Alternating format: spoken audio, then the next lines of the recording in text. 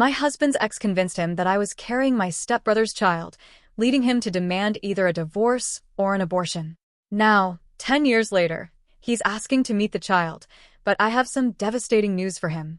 10 years ago, my life crumbled around me in a way I never could have anticipated. Adam and I had been married for 3 years. Our marriage wasn't perfect. Whose is? But I believed we had a solid foundation built on love, trust, and shared dreams. I'd married him because I saw a future with him, one full of laughter, children, and growing old together. I never imagined that his ex, Tessa, would destroy it all. Tessa had always been a presence I couldn't quite escape. She and Adam had dated for several years before me, and while they'd supposedly parted ways amicably, she remained a constant thorn in our relationship. She had a knack for showing up at inconvenient times, family events, dinners with friends, or even unannounced at our home. She acted like she was just part of the gang, but her territorial behavior spoke volumes. Adam, why does she have to be everywhere we go?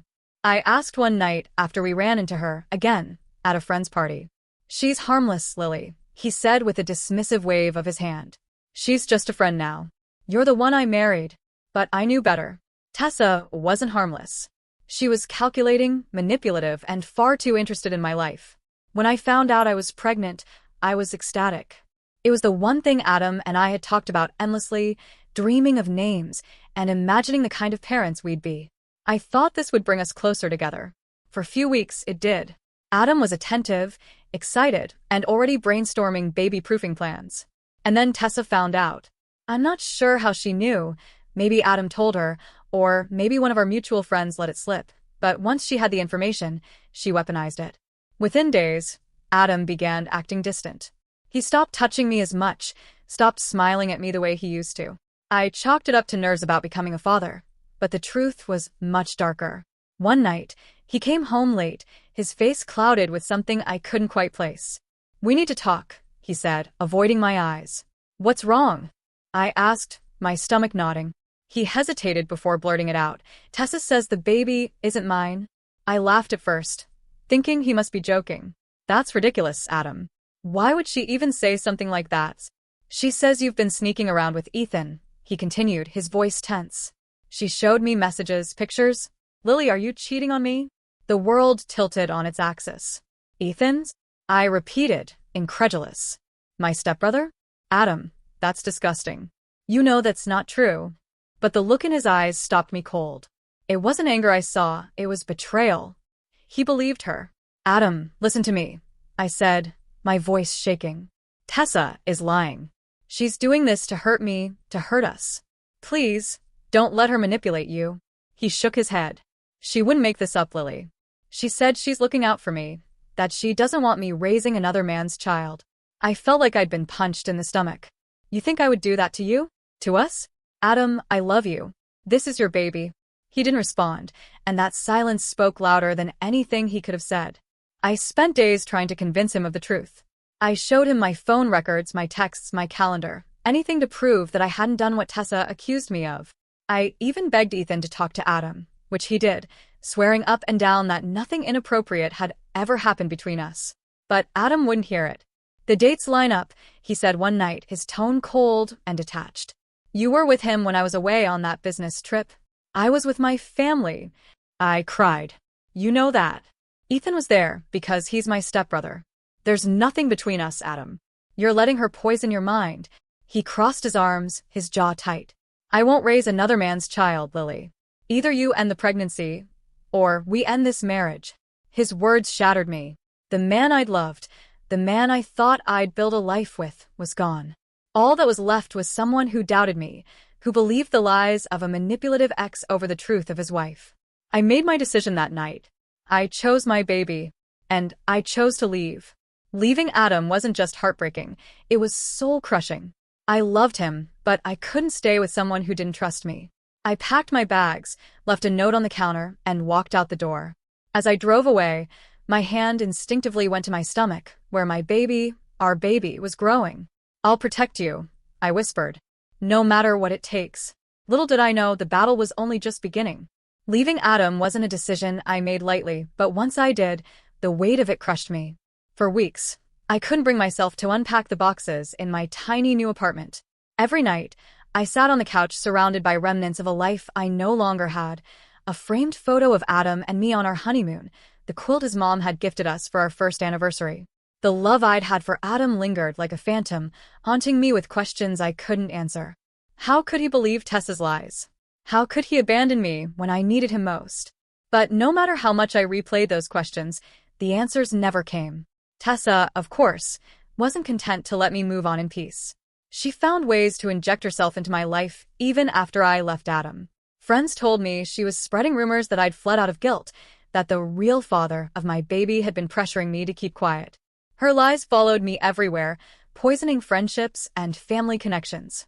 The stress became a constant companion, one I couldn't shake.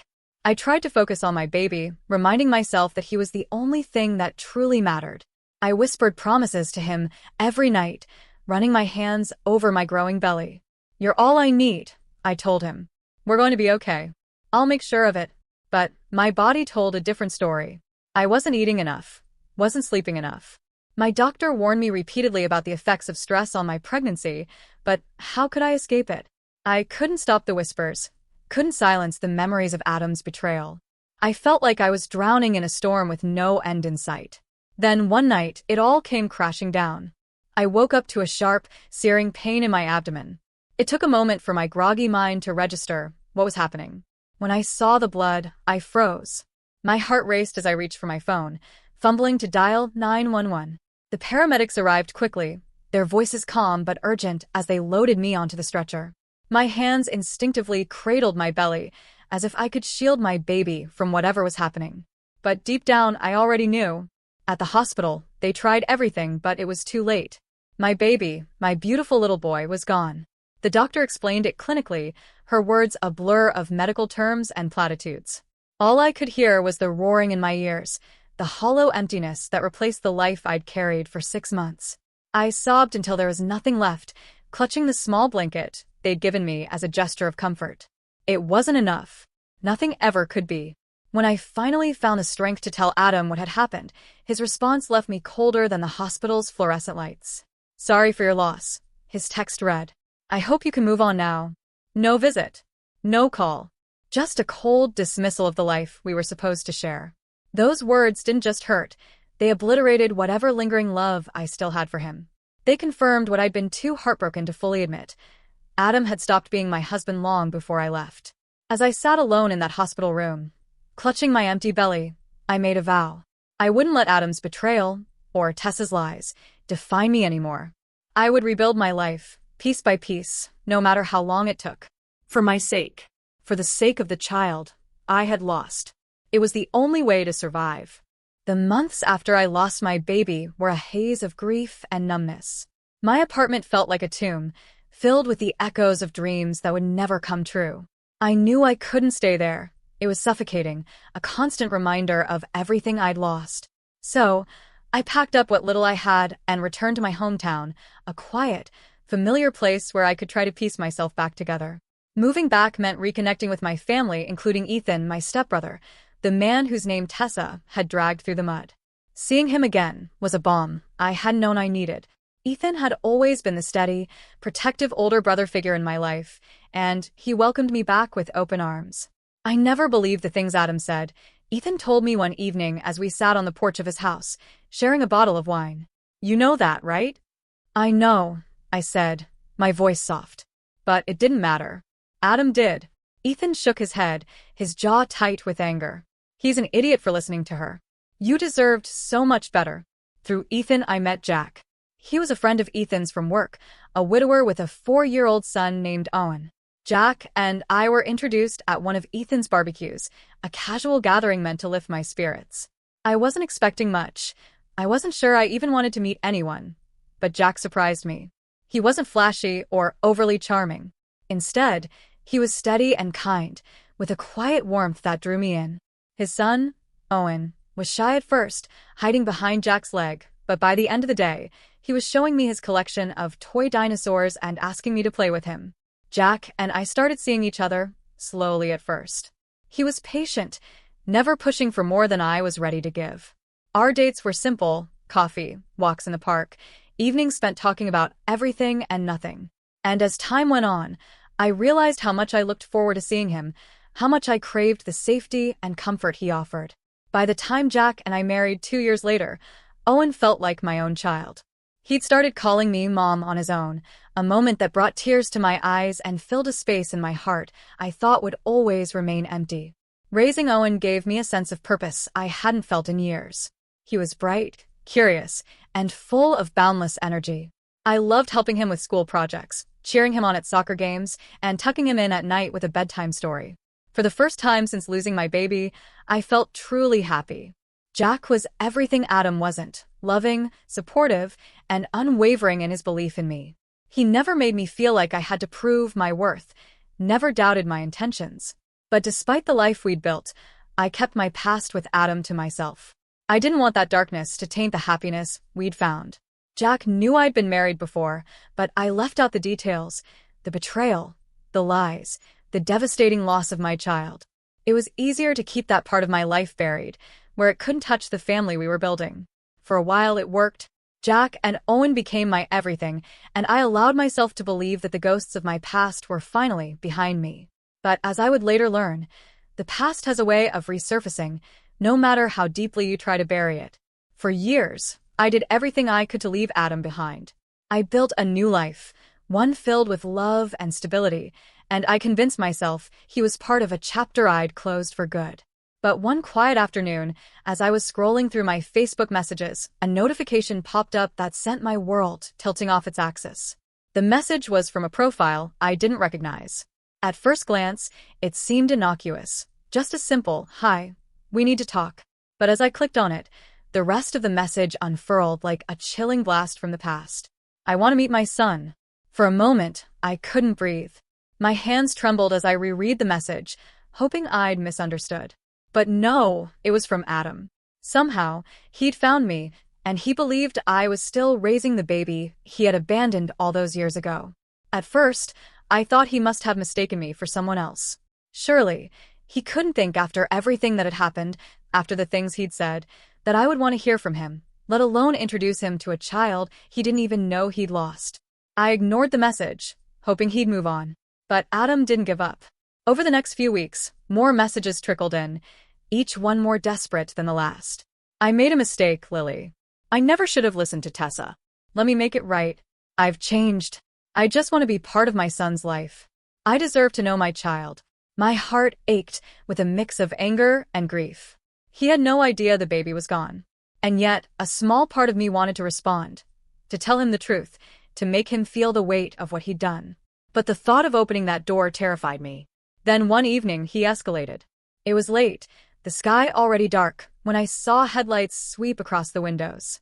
Jack and Owen were out at soccer practice, and the house was quiet except for the faint hum of the dishwasher. I glanced out the window, expecting to see a delivery truck or a neighbor's car. Instead, I saw Adam. He was standing at the edge of the driveway, his hands shoved into his pockets, his face partially obscured by the shadows. But I recognized him instantly. Time had aged him. His hair was thinner, his shoulders more hunched, but the intensity in his eyes was the same. My heart raced as I stepped back from the window, trying to collect my thoughts. What was he doing here? How had he found me? I stayed inside, my phone clutched tightly in my hand, debating whether to call Jack or the police. After a few minutes, Adam walked up to the door and knocked. Softly at first, then louder when I didn't answer. "Lily, I know you're in there," he called out, his voice muffled through the door. "Please, I just want to talk." I pressed my back against the wall, willing him to leave. My mind raced with memories of our last days together. The accusations, the ultimatums, the loss. The thought of facing him again felt like reopening a wound that had never fully healed. Eventually, Adam gave up and walked back to his car. But as I watched him drive away, the knot in my stomach only tightened. Adam had found me, and something told me he wasn't going to stop. Adam's silence after that night at my doorstep didn't last long. Over the next few weeks, I began hearing from mutual acquaintances, people I hadn't spoken to in years. Some were casual friends from my old life with Adam, others distant connections. Each call or message followed the same unsettling pattern. Adam reached out to me, one old friend said hesitantly. "He was asking about you." "About your son. Is everything okay?" I tried to brush it off, but the truth was, everything felt far from okay. Adam was trying to piece together a life he'd long since abandoned, asking anyone who might have details about me, my family, or the child he believed was his. The worst moment came one morning when I got a call from Owen's school. The principal sounded polite but concerned. "A man came by this morning," she said, her voice carefully neutral. "He was asking about Owen, claiming to be his father. Don't worry, he didn't get past the front office, but it was unusual enough that I thought you should know." My heart dropped. Adam was escalating, and I knew ignoring him wasn't going to make him stop. I finally agreed to meet Adam at a public coffee shop, hoping that confronting him face-to-face would put an end to his delusions. I chose a table near the front window, where the morning sunlight streamed in, and made sure to arrive first. When Adam walked in, I barely recognized him. He looked tired, disheveled, his once sharp appearance dulled by time and whatever demons had driven him to this point. He spotted me quickly and approached the table, his movements tense and purposeful. "Lily," he said, sitting down without waiting for an invitation. "You finally decided to talk." "I'm only here to tell you the truth," I said firmly. "After this, you need to leave me and my family alone." He leaned forward, his eyes narrowing. "Where is he?" I took a deep breath, steadying myself. "Adam, our baby didn't survive. I had a miscarriage 6 months into the pregnancy. He's gone." For a moment, Adam went pale. The words seemed to hit him like a physical blow, and I hoped that maybe this would be the end of it. But then his expression shifted, hardening into something cold and unrecognizable. "You're lying," he said, his voice low and dangerous. "You're just trying to keep him from me." "Why would I lie about this?" I snapped, my voice rising. "You weren't there. You didn't care. Do you think I wanted to lose my child? Do you think I wanted to go through that alone?" Adam's jaw clenched, and he leaned back in his chair, crossing his arms. "You had every reason to lie to me before," he said bitterly. "How do I know this isn't more of the same?" That was the moment I realized Adam wasn't here for closure or redemption. He didn't care about the truth. He cared about control. Over me, over a child who no longer existed, over a life he'd forfeited years ago. "You want control," I said, my voice steady despite the storm brewing inside me. "That's what this is really about. But listen to me carefully, Adam. Owen isn't your son. He's Jack's. And you have no place in our lives." Adam's eyes flickered with something dark, but he didn't respond. Instead, he stood abruptly, tossing a few bills onto the table. "This isn't over," he said before walking out the door, leaving me sitting there with a knot of dread tightening in my stomach. I watched him disappear down the street, my hands trembling around the coffee cup in front of me. I had told him the truth, laid everything bare, but I knew Adam well enough to recognize the look in his eyes. He wasn't going to let this go. The coffee shop meeting was supposed to put an end to Adam's delusions. Instead, it seemed to ignite a fire in him. His obsession with Owen took on a life of its own, spiraling into something far more dangerous than I could have anticipated. The first incident came a week after our conversation. I was in the middle of a conference call when the school principal left a message on my phone. Her tone was carefully neutral, but I could tell something was wrong. "Mrs. Montgomery," she said, "we had a man here this morning claiming to be Owen's father. We asked him to leave, but I thought you should know." My heart raced as I called the school back. The secretary confirmed what I feared. Adam had shown up, asking for Owen by name, insisting there had been a misunderstanding about his parental rights. Luckily, the school staff had been trained for situations like this and didn't let him anywhere near Owen. That evening, I sat down with Jack to tell him everything. I'd avoided burdening him with the details of Adam's escalating behavior, hoping it would blow over. But now, it was clear that Adam wasn't going to stop. Jack's face darkened as I told him about the school. "He went after Owen?" he asked, his voice low and furious. "That's it. We're calling the police." The second time Adam showed up at the school, I didn't wait. I called the police immediately, reporting him for harassment. He fled before they arrived, but I filed a restraining order that same day. It was granted quickly, but it didn't feel like enough. Adam was slippery, always staying just within the bounds of the law, but his persistence was terrifying. He started showing up in places I couldn't predict. Once, as I was grabbing groceries, I spotted him in the parking lot, leaning casually against his car. He didn't approach me, didn't say a word. He just stood there, watching. Another time, Jack came home fuming after seeing Adam loitering outside his workplace. "He's not even subtle," Jack said, pacing the living room. "He wants us to know he's there." The worst came one night when I caught Adam parked outside our house. I was closing the curtains in the living room when I saw his car idling across the street, his silhouette barely visible behind the windshield. I froze, my breath catching in my throat. Jack wanted to confront him, but I begged him not to. "He's dangerous," I said, clutching Jack's arm. "We can't give him an opening. Let the police handle it." Jack reluctantly agreed, but I could see the frustration etched on his face. He wanted to protect us, but we were playing a game where the rules were skewed in Adam's favor. Meanwhile, Adam bombarded me with emails and letters.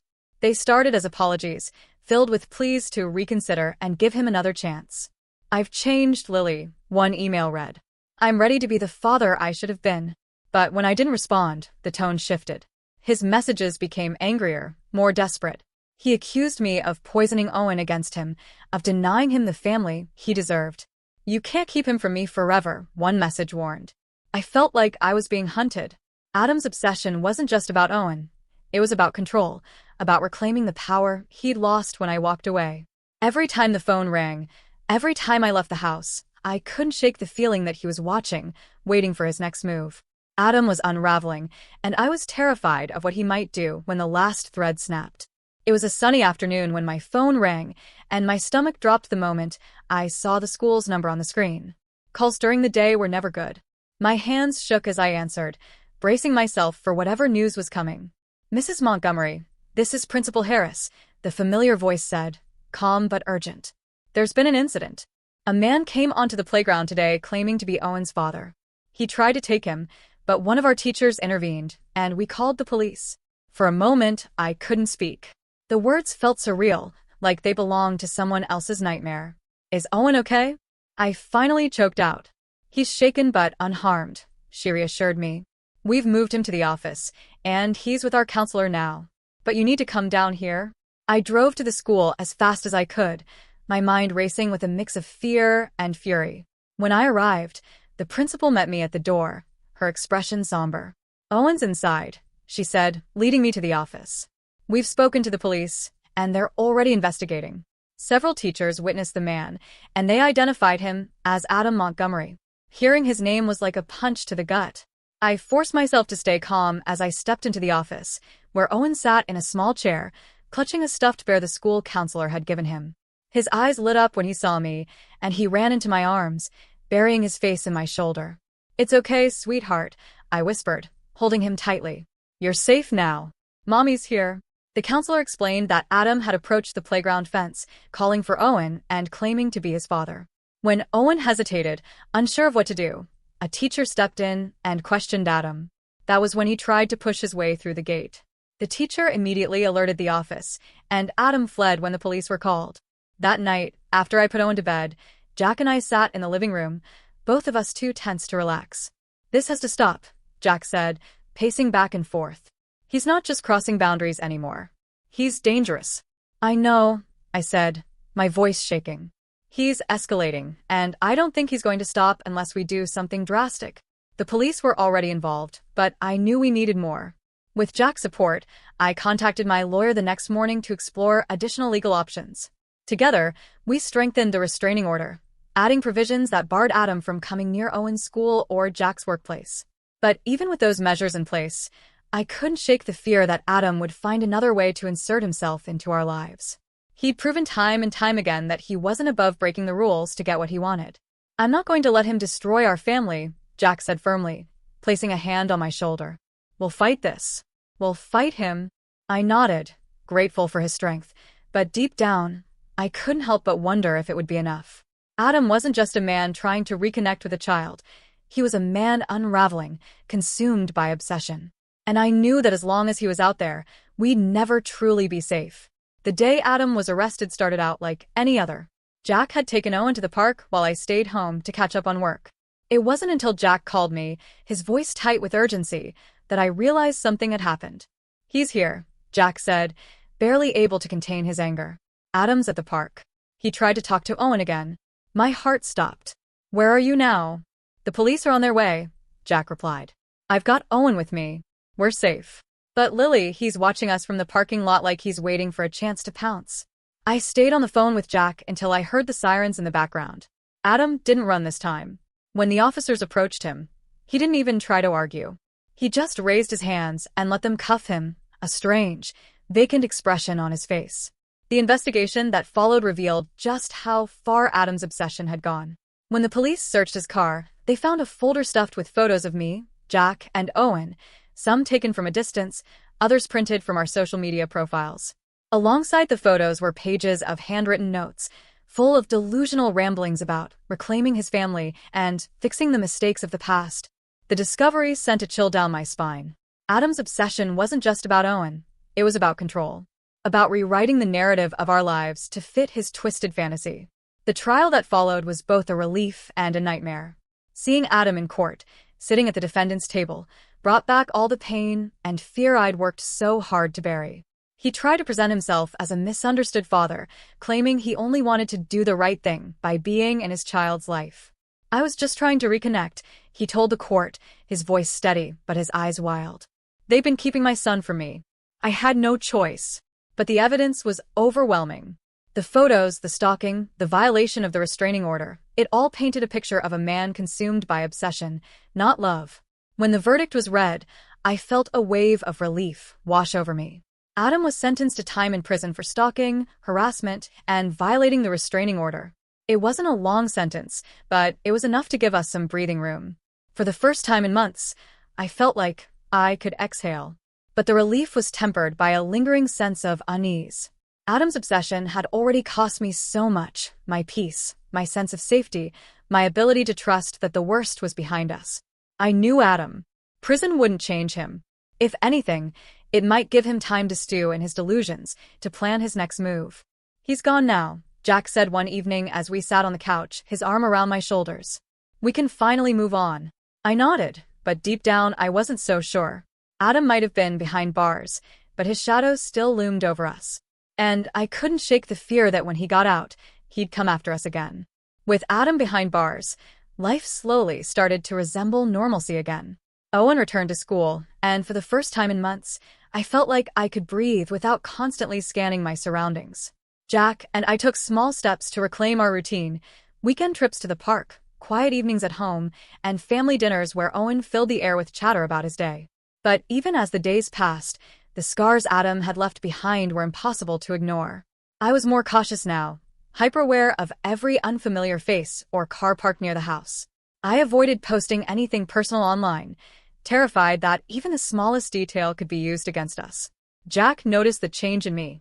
"You're safe now," he said one evening as he rubbed my shoulders. "He can't hurt us anymore." "I know," I replied, but the truth was, I didn't feel safe.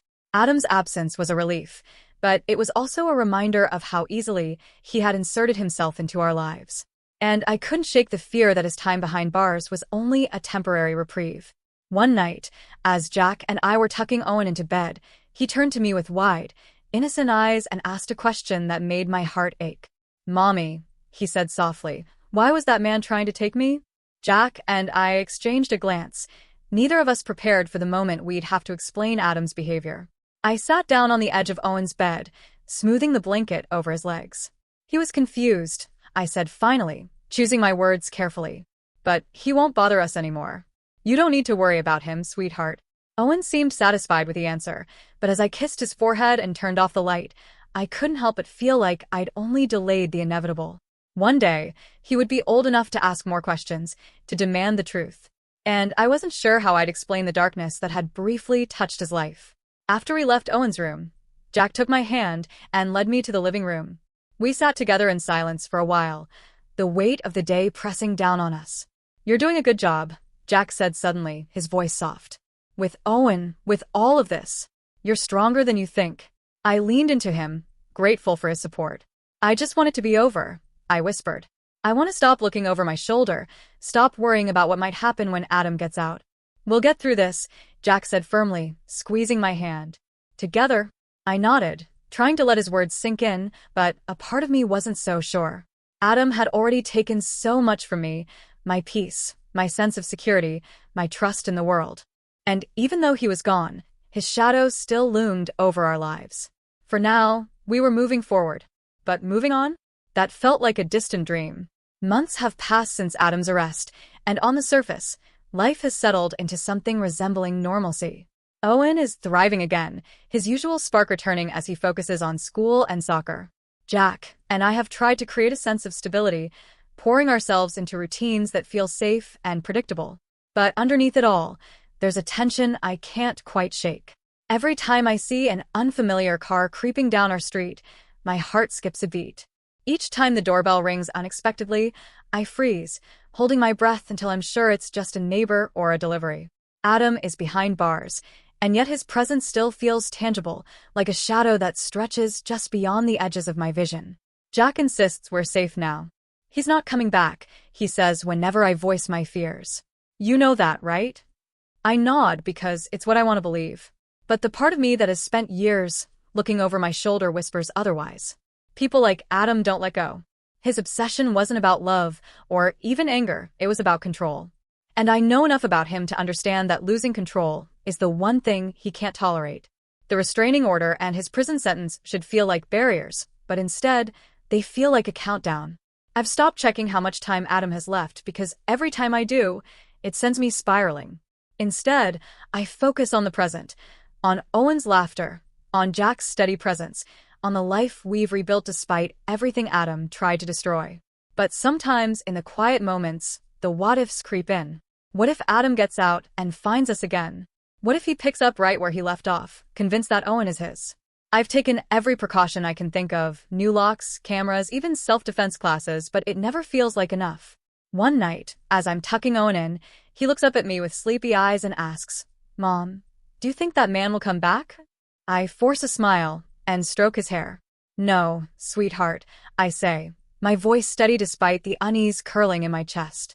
"He's gone. You don't have to worry about him anymore." Owen nods, content with my answer. But as I close his door and step into the hallway, I feel the weight of the lie pressing down on me. For now, we're moving forward. Jack and I talk about the future in tentative terms, saving for a bigger house, maybe even expanding our family. On good days, I can almost believe that Adam is truly out of our lives for good. But the past has a way of lingering, of clawing its way back when you least expect it. I've learned the hard way that scars don't always fade, and some shadows are impossible to escape. As I sit by the window, watching the streetlights flicker in the darkness, I catch myself glancing at every passing car, every unfamiliar figure. It's a habit I can't seem to break, a reminder that no matter how far we move forward, the past is never as far behind as we'd like to believe. Adam is gone for now. But in my heart, I know this isn't the end of the story. It's just another pause in a battle I'll always be prepared to fight.